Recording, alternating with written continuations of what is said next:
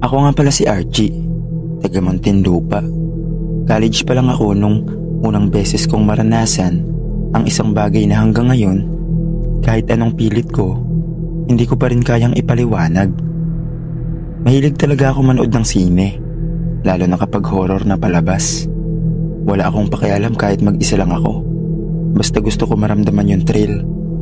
Isang gabi, naisipan kong dumaan sa Star Mall Alabang kasi doon madalas mura ang sine at malapit lang sa bahay. Alas 8 na ng gabi nung makapasok ako. Hindi masyadong matao sa mall kasi weekday, kaya medyo tahimik na yung paligid. Pagdating ko sa cinema area, bumili agad ako ng ticket. Yung teller sa counter, parang hindi man lang tumingin sa akin. Binigay lang yung stub na parang nagmamadali. Habang umaakyat ako sa hagdan papunta sa sinihan, napansin ko na sobrang tahimik. Walang ibang tao sa paligid. Pero nang buksan ko yung pinto ng cinema, aking gulat ko kasi halos kalahati ng seats ay occupied. May mga nakaupo sa magkakaibang rows. Yung iba, nagtatawanan pa at parang normal na nanonood lang ng sine. Nakahanap ako ng pwesto sa gitna. Umupo ako, tapos pinatay ko yung phone ko para mag-focus. Mga 15 minutes na siguro ang nakalipas, pero parang ang weird ng atmosphere. May maririnig akong tumatawa o pumapalakpak, pero pag nililingon ko, wala namang gumagalaw. Lahat ng tao nakatingin lang sa screen, parang nakapraise ang mga mukha nila. Hindi man lang sumasabay ang galaw ng bibig sa tunog ng naririnig ko. May isang babae sa unahan ko, mga 3 rows ahead. Nakaputing damit, mahaba ang buhok niya at mula kanina, hindi siya gumagalaw. Kahit yung leeg, hindi man lang tumiklop. Nakatalikod lang siya, tuwid na tuwid. Medyo kinabahan ako pero pinilit kong wag magpahalata. Bandang kalagitnaan ng pelikula, napansin kong unti-unting nababawasan yung ingay. Yung mga halakhak, palakpak at bulungan kanina, isa-isa silang tumitigil hanggang sa marinig ko na lang yung tunog ng pelikula. Nag-ikot ako ng tingin. Nakaupo pa rin yung mga tao, pero may kakaiba. Lahat sila nakatingin na sa akin. Hindi sa screen, kundi sa direksyon ko mismo. Parang nanigas yung katawan ko. Hindi ko magawang tumayo kasi baka mapahiya lang ako o baka imagination ko lang. Pero ramdam ko, nakatitig silang lahat. Nang biglang nag-full white yung screen, nagulat ako. Akala ko part ng pelikula. Napatakip ako ng mata sa sobrang liwanag. Pagkabukas ng mata ko, ako na lang pala mag-isa sa loob. Walang tao. Wala yung babaeng nakaputi. Wala yung mga nakapaligid sa akin kanina. At ang mas nakakatakot, nasa mismong tabi ko yung stub ng ticket na hawak ko kanina. 2 na siya ngayon. Isa yung akin. At yung parang ticket na may pangalan na hindi ko mabasa dahil parang nakaukit lang gamit ang kuko. Nasa punto na ako na gusto ko nang tumayo at lumabas ng sinihan. Yung liwanag sa screen biglang nag-shutdown, nag-blackout lahat. Ang naiwan na lang ay yung emergency light na kulay pula sa gilid ng pader. Pagtingin ko sa gilid, ako na lang talaga mag-isa. Pero yung ticket stub na kanina kong napansin, hindi nawala sa isip ko. Isa doon, malinaw na sa akin. Pero yung isa, may ukit ng pangalan na parang luma ang sulat.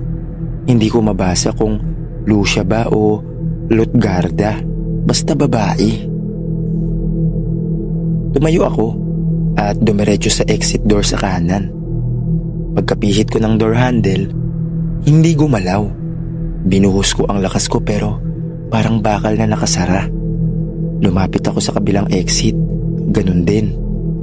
Habang hinihila ko yung pinto, may narinig akong boses sa likod ko.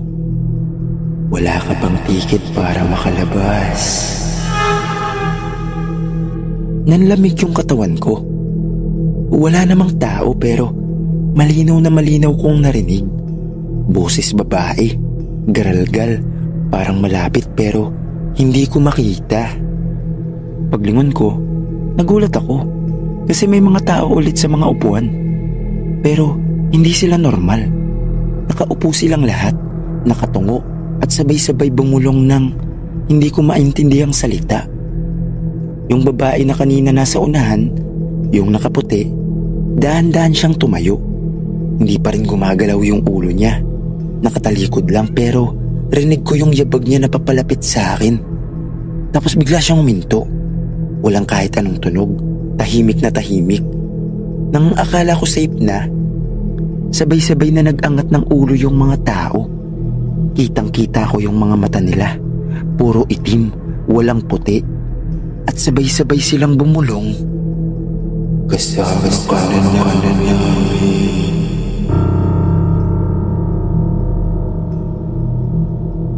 Bumalik ako sa upuan at naupo na lang. Hindi ko alam kung bakit. Parang hindi ko na maigalaw ang katawan ko. Parang may malamig na kamay na dumampi sa liig ko. Para akong sinasakal kahit walang nakakakita.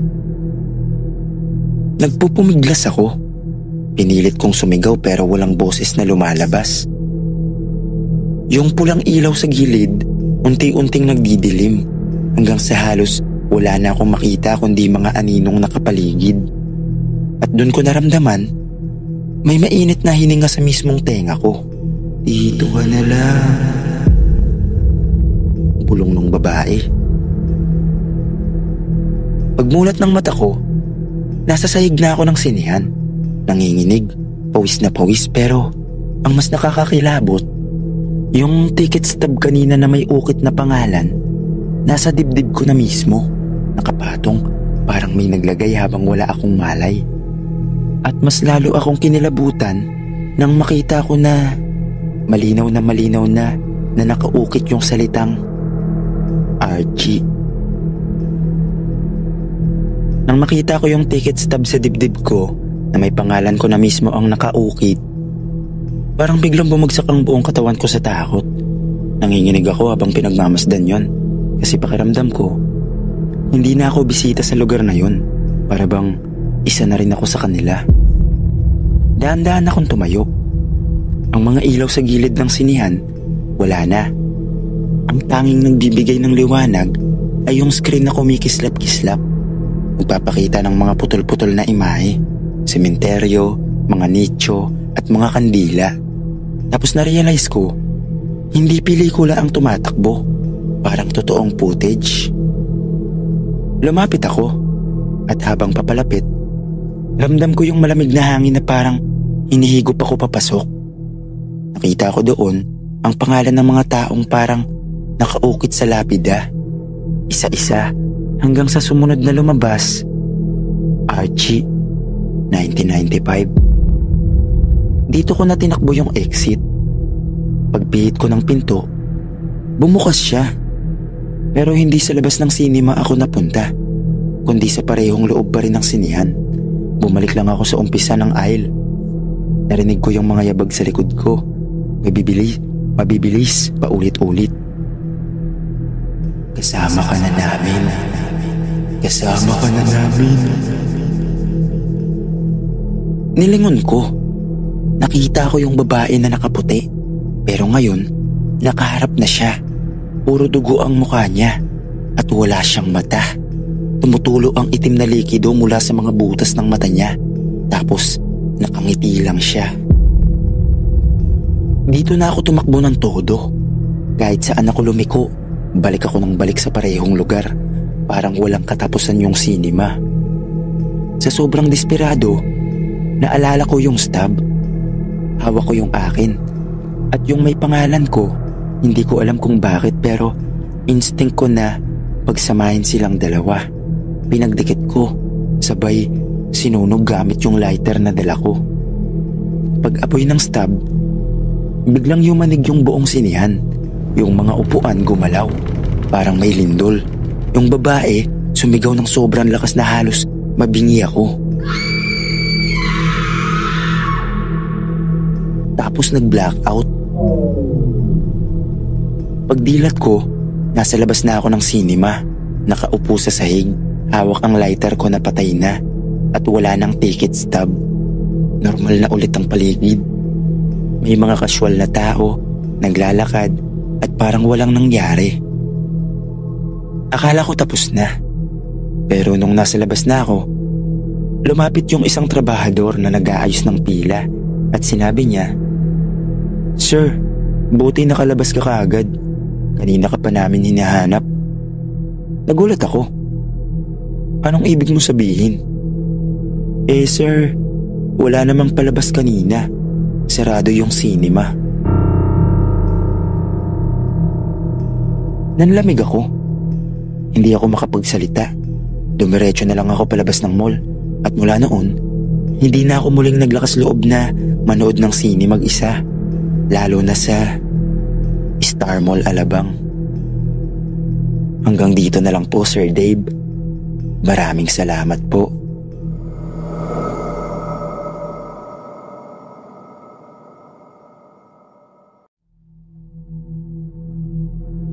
Hi Sir Dave, tawagin mo na lang ako sa pangalang Ray. Gusto ko lang i-share yung pinaka hindi ko malilimutang karanasan nung nagtatrabaho pa ako sa Star Mall Alabang. Matagal na ako nakakarinig ng kwento na dati raw sementeryo ang natatayuan ng mall na yon. Pero gaya ng iba, tinatawanan ko lang kasi iniisip ko, syempre, chismis lang yon. Paano naman magtatayo ng mall kung hindi muna inayos ang mga nakalibing? Pero isang gabi, napatunayan kong totoo pala ang lahat. Utility staff ako dati, kaya kadalasan kami yung pinakang huling umaalis kapag magsasara ang mall. Bandang 11:00 ng gabi, habang naglilinis ako sa may hallway papunta sa sinihan, napansin kong parang may kakaibang amoy sa paligid. Hindi ordinaryong amoy, hindi amoy pagkain, hindi amoy basura, kundi amoy ng kandila na ginagamit sa burol, na may halong amoy ng basang lupa. Napakunot na ako kasi imposibleng mangyari yon. Air condition yung lugar at sarado na lahat ng tindahan. Habang naglalakad ako, mas lalong lumakas yung amoy hanggang sa makarating ako sa dulo ng koridor. Doon ko napansin na may anino. Hugis tao siya, nakayuko, parang may hawak na kamay. Sa una, akala ko may naiwan pang tao o staff. Pero nang igalaw niya ang kamay niya, doon ko napansin na parang may dalang bulaklak. Yung klaseng bulaklak na makikita mo lang sa sementeryo. Napatigil ako, kinilabutan. Pero imbis na lumapit ako, nanatili akong nakatayo at pinakiramdaman yung paligid. Ang tahimik ng buong floor. Wala na talagang ibang tao kundi ako. Biglang narinig ko yung tunog ng yabag. Mabagal, para bang galing sa luma at mabigat na tsinelas. Sunod doon, may humabol ng mahihinang bulong. Parang dasal sa wikang hindi ko maintindihan. Sa mismong oras na yon, nagsimula nang bumilis yung tibok ng puso ko. Kasi ramdam ko na hindi na ako nag-iisa sa lugar na yun. Paglapit ko ng ilang hakbang, mas naging malinaw yung nakita ko. Hindi lang pala isang anino ang naroon. Yung nakita ko matandang babae na nakaputing saya, nakayuko, may hawak na bulaklak. Siya yung nauuna. Pero kasunod niya, dumami ng dumami. Mga kaluluwang nakaputi, may dalang kandila, may ilan na nakabarong, may ilan na nakasuot ng damit na parang luma pa, parang mula pa noong panahon ng Kastila. Ang mga mata nila, wala akong makitang direksyon. Parang blanco. Pero nakatingin lahat sa iisang lugar, yung cinema area. Nung una, hindi ko maintindihan kung anong nangyayari. Pero mabilis kong napansin, hindi sila naglalakad sa normal na paraan. Hindi sila dumadaan sa sahig, kundi dahan-dahan silang lumulusot. Ang ilan, dumadaan sa mismong pader na parang tumatagos. Kinilabutan ako, lalo nang marinig ko yung mga iyak, tunog ng mga batang umiiyak. mahina pero malinaw. Sinabayan pa ng mga dasal sa wikang Latin. Hindi ko na alam kung tatakbo ba ako o mananatili. Pero habang nakatayo ako, may boses na dumampi sa mismong tenga ko. Malinaw at malamig. Hindi kami nailipat. Nandito pa rin kami. Nanlamig ako sa narinig ko. Parang nanigas ang katawan ko. Hindi ako makagalaw. Pakiramdam ko, isa lang akong estatwa sa gitna ng napakadaming mga kaluluwang dumaraan. Lalo akong natakot nung mapansin kong yung matandang babae na una kong nakita, uminto sa harap ko. Nakatayo lang siya roon. Nakayuko pa rin pero alam kong ramdam niya na nakatingin ako sa kanya.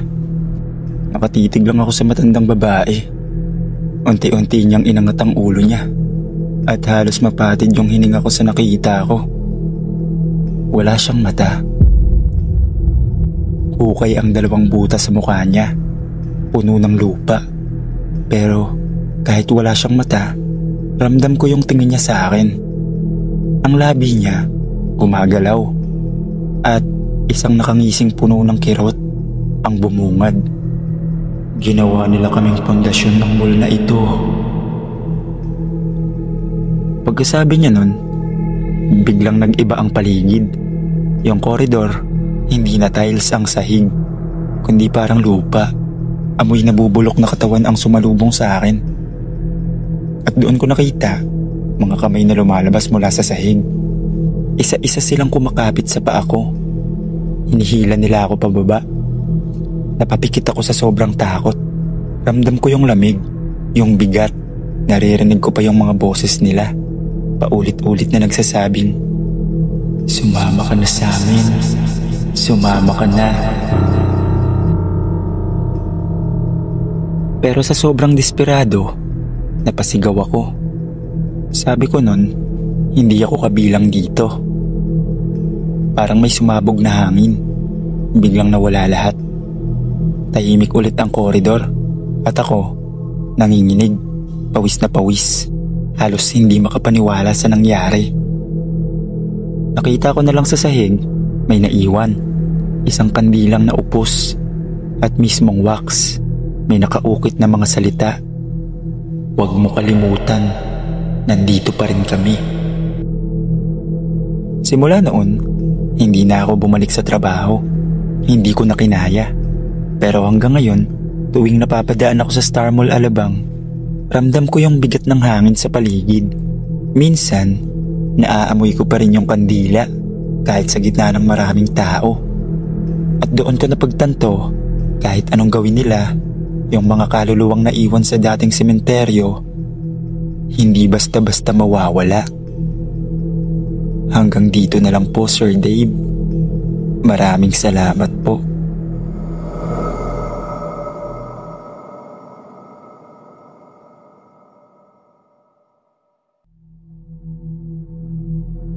Hindi ko alam kung paano ko sisimulan to. Pero hanggang ngayon, halos 3 dekada na. Dala ko pa rin yung alaala ng gabing yon. Kung mababasa mo man to, sana wag mong isipin na gawa-gawa lang. Isa ako sa mga nakaligtas sa trahedyang nangyari sa Ozone Disco noong Marso 18, 1996. Tawagin nyo na lang akong Jay.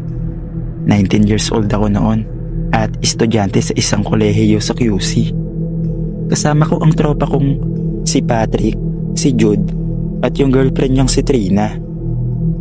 Ang plano lang talaga namin mag-celebrate ng birthday ng isa naming kaklase na si Joy, na doon mismo nag-book ng table para sa barkada.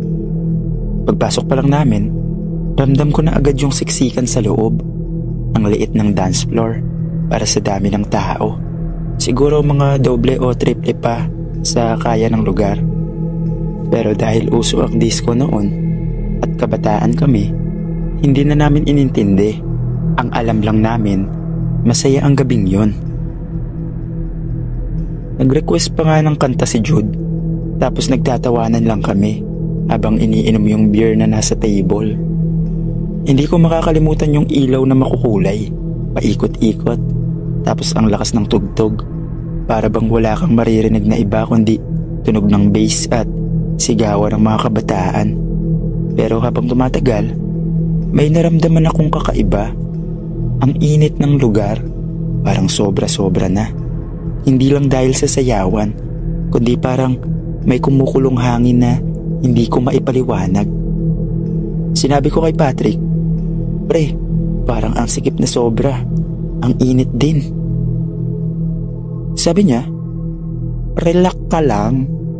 Baka kasi hindi ka sanay. Tara, inom pa." Pinilit kong i-enjoy ang gabi, pero may kung anong kaba sa dibdib ko. Yung tipong hindi mo alam kung bakit pero parang may mangyayaring masama. Bandang 12:00 ng gabi, doon na nagsimula ang lahat. Biglang may umalingasaw na amoy, parang sunog na plastic. Una, akala ko may nagyoyose lang. Nadinikit yung yose sa foam, pero ilang segundo lang, may nakita akong maliit na apoy sa may kisame. Akala ng iba, effects lang ng disco light. Pero nung lumaki yung apoy at kumalat ang usok, doon na nagsigawan ng lahat. Nagkagulo, nagdandara pa ang lahat papunta sa pintuan. Ang problema, iisa lang ang lagusan palabas at papasok. Doon lahat nagsiksikan. Yung iba, pilit sumisiksik sa dingding, naghahanap ng exit pero wala. Sarado, nakapako at sarado yung emergency exit. Hinila ko si Patrick at si Joy, pero ang bilis kumalat ng usok, ang hapdi sa ilong at sa mata. Ramdam kong bawat hinga ko, parang tinutusok ng apoy ang baga ko. May mga babaeng nadadapa at imbis na tulungan sila, natatapakan na lang dahil sa takot ng iba. Nang silipin ko si Jude at si Trina, naipit sila sa gitna ng siksikan. "Jay, tulong!" sigaw ni Jude habang yakap si Trina. Pilit kong siniksik ang katawan ko pero hindi ko na sila maabot. Yung mga ilaw nagsimula nang mamatay isa-isa. Naging pula na nag-aalab na. Tapos yung tugtog napapalitan na ng mga sigaw at iyak. At sa sobrang ingay, bigla akong narinig yung kakaibang tunog. Parang mga boses na hindi kasama sa amin. Mga iyak na parang hindi normal. Hindi ko alam kung dala lang ba to ng takot o ng usok. Pero ramdam kong parang may mga kaluluwang hindi makalabas kasabay namin. At doon ko naisip, hindi na kami lahat makakaligtas dito. Habang patuloy ang kaguluhan, halos wala na kaming maramdaman kundi init at usok. Parang sumisinghot ng apoy ang baga ko. Hinila ko si Patrick papunta sa may gilid para makaiwas sa siksikan. Pero kahit saan kami tumakbo, puro katawan ng tao ang nakaharang. Doon ko na napansin sa pagitan ng makakapal na usok, may mga anino. Akala ko nung una mga tao lang na hindi ko kilala pero habang lumilinaw sa paningin ko, nag-iiba ang anyo ng iba sa may apoy. Mga hugis tao pero wala silang muka. Para silang yari sa mismong apoy. May mga braso silang umaabot sa mga natumba at yung mga hindi makagalaw, tila hinihila nila papasok mismo sa apoy. "Jay, nakita mo ba yun?" sigaw ni Patrick habang nakadikit ang panyo niya sa ilong niya. Tumango lang ako, nanginginig. Hindi lang kami ang nakapansin. May ilang tao na sumisigaw ng, "Diyos ko, may humihila sa kanila," habang pilit na kumakawala. Si Jude at Trina nasa gitna pa rin. Natanaw ko sila pero may isa sa mga nilalang na apoy na parang nakadikit na kay Trina. Nakahawak ito sa braso niya at bawat segundo parang nilalamon siya ng liwanag ng apoy. Si Jude halos mabaliw na kakahila sa kanya. "Jay, tulong! Tulungan mo kami!" sigaw ni Jude. Nangingitim na ang mukha niya dahil sa usok. Pinilit kong sumugod. Pero bawat takbang, parang mas nagiging mabigat. Parang may humihila rin sa akin pababa. Hindi ko na alam kung dahil ba sa mga tao o sa mga nilalang na naroon. At habang papalapit ako, nakita kong dumami pa yung mga nilalang. Para silang mga multo na nakabalot sa apoy. Umiiyak, humihiyaw, parang galit na galit. Biglang may sumabog sa bahagi ng kisame. Tumilapon ang mga nagliliyab na kahoy. Nagtakbuhan ng ilan pero marami ring nadaganan. Nagdilim ang paligid. Ang natira lang ay mga sigaw, iyak at yung mga nilalang na parang mas lumapit. Hinila ako ni Patrick. Jay, hindi na natin sila maaabot. Kailangan na nating makalabas. Pero kahit anong gawin ko, ayaw kong iwan si Jude at Trina. Natanaw ko ang mata ni Jude, namumula na, nanginginig pero malinaw ang sinabi niya. Tumakbo na kayo. At doon ko lang napansin, habang yakap niya si Trina, unti-unti na silang kinakain ng apoy. Hindi lang apoy na ordinaryo kundi apoy na hugis braso, hugis tao na tuluyan silang nilamon. Hindi ko na alam kung paano kami nakalusot ni Patrick. Basta ang huli kong natatandaan, may bumukas na parte ng pintuan at doon kami dumiretso habang nadadagan na ng iba. May mga katawan ng hindi gumagalaw sa sahig at habang dumadaan kami, ramdam ko pa rin yung mga kamay na parang sumusubok humilas sa amin pabalik. Paglabas namin, halos matulala na lang kami sa kalsada. Ang dami ng tao sa labas, mga sugatan, mga nakaligtas pero halos hindi na makilala ang itsura. Habang hinihila ako ng mga rescuer, lumingon ako sa disco at doon ko nakita sa gitna ng apoy ang mga nilalang na apoy. Nakatayo, nakatingin lang sa amin, parang mga aninong natrap doon, magpakailanman. Ilang linggo matapos ang sunog, hindi pa rin ako makatulog ng maayos. Laging bumabalik sa isip ko ang mukha ni Jude at Trina, pati mga nilalang na nakita ko. Sa bawat pagdilat ko sa gabi, parang naririnig ko pa rin yung mga iyak at mga sigawan na narinig ko doon. Minsan, dumadaan ako sa mismong lugar. Sarado na ang disco. Pader na lang at mga abo ang naiwan. Pero habang nakatayo ako sa labas, ramdam ko na parang may nakatingin mula sa loob. Sa bawat pagdampi ng hangin, may kasamang boses. Tulungan mo kami. Hindi kami nakalabas. Kinilabutan ako. Hindi ko alam kung ako lang ang nakakarinig, pero malinaw. Hindi lang kaming mga tao ang mga natrap doon. Hanggang ngayon, bawat anibersaryo ng trahedya, nananaginip ako. Nasa loob daw ako ulit ng ozone. Naroon si Jude at Trina, pero wala silang muka. Yung katawan nila, gawa na sa apoy at nakaturo sila sa akin. Hindi ko na alam kung totoo ba mga nilalang ang nakita ko o guni-guni lang dahil sa takot. Pero ang malinaw sa akin, hindi lang katawan ang nadaganan doon at nasunog. May mga kaluluwa ring natrap. At hanggang ngayon, hindi pa rin nakakalaya. Hanggang dito na lang po, Sir Dave. Maraming salamat po.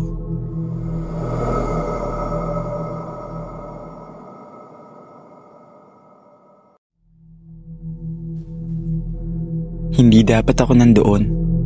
Hindi ako kasama sa mga namatay. Hindi rin ako isa sa mga pumunta para sumayaw o mag-inom. Pero hanggang ngayon, tinatanong ko ang sarili ko. Bakit ako mismo ang nakakita ng mga senyales bago ang lahat ng yun mangyari? Itago niyo na lang ako sa pangalang Emil. 22 years old ako noon. Call center agent na panggabi. Bago magsimula ang shift ko, dumaan ako sa may Timog Avenue para bumili ng sigarilyo at makapagkape. Nakaschedule kasi ako ng madaling araw na pasok. Habang naglalakad ako sa kalsada, napansin kong sobrang lively ng lugar. May pila sa labas ng Ozone Disco at rinig na rinig ang tugtog mula sa loob. Mga kabataan, nakaayos, halatang sabik mag-party. Normal lang naman, pero hindi ko alam kung bakit. Parang may kumurot sa dibdib ko. Habang tinitignan ko yung gusali, bigla kong naramdaman na parang iba ang hangin. Mainit, mabigat, parang kahit wala kang ginagawa, hinihigop na yung hininga mo. Tumingala ako sa signage ng disco, yung malaking ilaw na ozone. At saglit, nakita kong parang nangingitim yung letter O. Nakikikislap na parang aandap-andap. Inignore ko lang. Sabi ko sa sarili ko, baka electrical problem. Pero habang naglalakad ako paalis, napansin ko yung mga taong pumapasok.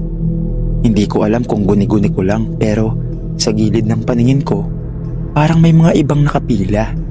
Hindi tao. Mga aninong walang muka, nakapila kasama ng mga kabataan. Tapos habang pumapasok sila, parang unti-unti silang nagiging usok at sumasama sa loob. Napahinto ako. Emil, pagod ka lang. Nag-i-imagine ka lang. Bulong ko sa sarili ko. Bumili ako ng yosi sa may kanto. At habang nagsisindi ako, napalingon ulit ako sa disco. Doon na ako kinilabutan. May nakita akong babae sa loob, nakadikit sa salamin ng bintana. Maputla siya, basa ang buhok at nakatingin lang sa akin. Hindi siya mukhang party goer, hindi siya gumagalaw, pero ang mga mata niya diretso sa akin. Tapos may biglang sumunod na imahe, apoy, usok at mga taong nagsisigawan. Saglit lang pero malinaw, para akong kinuryente. Nabitawan ko yung lighter ko. Umakbang ako pa atras. Yung kaba ko, hindi na normal. Para bang may bumubulong sa akin. Umalis ka na. Hindi ka dapat nandyan. Naglakad ako palayo. Pero habang papalayo ako, hindi ko maiwasang lumingon-lingon. At bawat paglingon ko, mas dumadami yung mga aninong nakatayo sa paligid ng gusali. Yung iba, nasa bubong, nakasilip. Yung iba, nakadikit sa pader, parang usok na kumakapit. Sa bawat hakbang, lumalakas yung boses sa tenga ko. Mga sigaw. Hindi pa nangyayari pero parang naririnig ko na. Mga iyak ng babae, sigaw ng lalaki, mga boses na humihingi ng tulong. Pagdating ko sa terminal para sumakay ng jeep, papunta sa trabaho, parang wala akong gana. Nanginginig yung kamay ko. Ang dami kong iniisip. Baka may masamang mangyari. Baka ako lang yung nag-overthink pero sa dami ng pangitain, alam kong may mali. At bago ako sumakay ng jeep, lumingon ako ulit sa direksyon ng ozone. Doon ko nakita sa may signage, nakatayo ulit yung babae. Pero ngayon, nakangiti na siya. Isang ngiti na parang alam niya ang mangyayari. At sa likod niya, sa mismong bintana, may apoy na maliwanag, naglalagablab. Pero pagkurap ko, wala na. Disco light na lang. Masaya pa rin ang loob, parang walang nangyayari. Umalis ako. Pero dala-dala ko yung kaba na yun buong gabi. At kinabukasan, habang papauwi ako galing sa ship ko, doon ko nalaman ang balita. Nasunog ang ozone disco. 162 ang patay.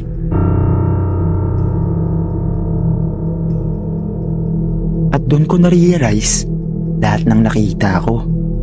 Totoo. Mga babala, mga pangitain, pero wala akong nagawa. Hindi ko inakalang babalik pa ako sa lugar na yon. Pero minsan, kahit ayaw mo, parang hinihila ka ng tadhana. At doon ko tuluyang napatunayan na hindi ako nababaliw. May mga bagay na naiwan sa ozone. Pagkalipas ng 2 araw mula nang masunog ang ozone disco, hindi ako mapalagay. Hindi ako makatulog. Kada pikit ng mata ko, bumabalik yung babae sa bintana, yung mga aninong nakapila, at yung apoy na parang ipinapakita sa akin bago pa man mangyari ang lahat. Kaya isang hapon, Naglakas loob akong bumalik sa lugar. Pagdating ko doon, halos hindi ko makilala. Nasunog lahat, itim ang pader, basag ang salamin at may amoy pa ring parang pinaghalong plastik at laman na nasunog. May mga tao pa sa paligid, mga pulis, mga kamag-anak na naghahanap ng missing na mahal sa buhay. Yung iba, hawak ang mga larawan ng anak nila. Tinatanong sa kung sino mang dumaraan kung nakita ba ang mga anak nilang buhay pa. Pinilit kong lumapit sa harap ng disco. Wala yung malakas na tugtog, wala rin yung disco light. Ang natira, isang tahimik na gusali na puno ng abo at multo ng alaala. At doon, nagsimula ang hindi ko makakalimutan. Habang nakatayo ako, bigla akong narinig yung tunog. Mahina lang, pero sobrang linaw, parang bass ng music. Napalingon ako, pero wala namang speaker o anong tugtog. Pero sa loob ko, ramdam ko may sayawan pa rin doon. Pagdilat ko ulit, saglit kong nakita ang loob ng disco na para bang bumalik sa dati. Puno ng tao, nagsasayawan, nagtatawanan. Pero ang kakaiba, lahat sila nakaputi. Mga damit na parang sinunog, daddad ng abo. At sa gitna ng dance floor, nakita ko siya ulit. Yung babae na una kong nakita sa bintana. Nakasuot siya ng puting damit, nakalaylay ang buhok na basa. Tumingin siya diretso sa akin at ngumiti na naman. Pero ngayon, malinaw ang narinig kong sinabi niya. Nakikita mo kami, pero wala kang magagawa. Naglakad siya papalapit, pero hindi sa akin. Parang sa mismong hangin. At habang ginagawa niya yun, unti-unti ring naglalaho ang lahat ng imahe at bumalik ang tunay na itsura ng lugar. Itim, abo at bangungot. Nanlamig ang buong katawan ko. Napaatras ako pero parang may mga kamay na humahawak sa paa ko. Nang tumingin ako, wala naman. Pero ramdam ko parang may humihila. Mga boses ang sumunod. Bakit hindi mo kami sinabihan? Bakit hindi mo kami nailigtas? Halos mabingi ako. Gusto ko nang sumigaw.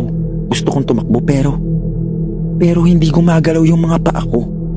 Hanggang sa biglang may dumaan na isang babae. Hindi multo kundi isang totoong ina. Hawak niya ang litrato ng anak niya. Umiiyak. Tulungan mo kong hanapin siya. Sabi niya sa akin. Nanginginig ang boses. At doon ako natauhan. Hindi ako isa sa kanila. Buhay pa ako. Hindi ko pwedeng hayaang lamunin ako ng lugar na yun. Pilit kong pinakawalan ng sarili ko. At parang milagro, gumalaw yung mga paa ko. Tumakbo ko palayo. Hindi na ako lumingon. Hanggang makarating ako sa malayo, saka lang ako nakahinga ng maayos. Simula noon, hindi na ako muling bumalik. Pero sa bawat pagdaan ko sa lugar, kahit wala ng disco, kahit giniba na, ramdam ko pa rin yung bigat, yung init, yung boses ng mga kaluluwang naiwan. At tuwing pumipikit ako, nakikita ko ulit yung babae, yung ngiti niya, hindi nawala. Parang nakabaon na sa isipan ko habang buhay. Hindi ko alam kung bakit ako ang pinakitaan ng mga pangitain. Hindi ko rin alam kung may nagawa ba akong mali. Ang alam ko lang, nakaligtas ako. Pero dala ko ang bigat ng mga boses na hanggang ngayon, ayaw akong lubayan. Hanggang dito na lang po, Sir Dave. Maraming salamat po.